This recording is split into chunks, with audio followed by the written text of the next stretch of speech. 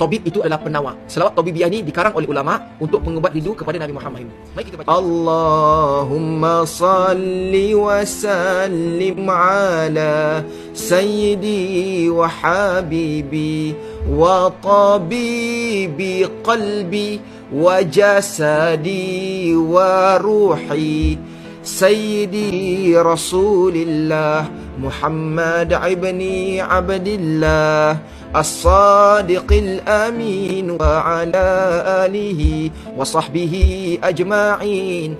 Kita selawat atas Nabi Muhammad dan ahli keluarganya. Selawat itu adalah salam puji-pujian, mendoakan keberkatan buat Nabi Muhammad. Dia akan dapat balik kat kita 10 kali. Dan Nabi Muhammad tu, Muhammad bin Abdullah ni adalah pengubat jiwa kita, qalbi kita, jasad kita dan roh kita. Wa ala alihi wa sahbihi ajma'in, dan kepada keseluruhan para sahabat baginda dan ahli keluarga baginda. Dan ingat, Nabi Muhammad itu adalah as-sadiq al-amin. Sadiq itu yang paling benar, al-amin itu yang paling jujur. Dalam kumpulan seluruh manusia yang Allah ciptakan Nabi Adam sampai Muhammad, manusia yang nombor 1 dalam kaitan manusia adalah Muhammad bin Abdullah. Kepada kalian semua, abang ni berbuat pesan kepada Nabi Muhammad. Kalau korang tak yakin kepada pesan Muhammad, agama ini berkondisi. Ingat, 2 kalimah kunci pintu syurga, la ilaha illallah Muhammadur Rasulullah, itu adalah kunci kepada segala. Jumpa lagi abang kakak pagi, petang, siang dan malam. Assalamualaikum warahmatullahi taala wabarakatuh. Jumpa lagi.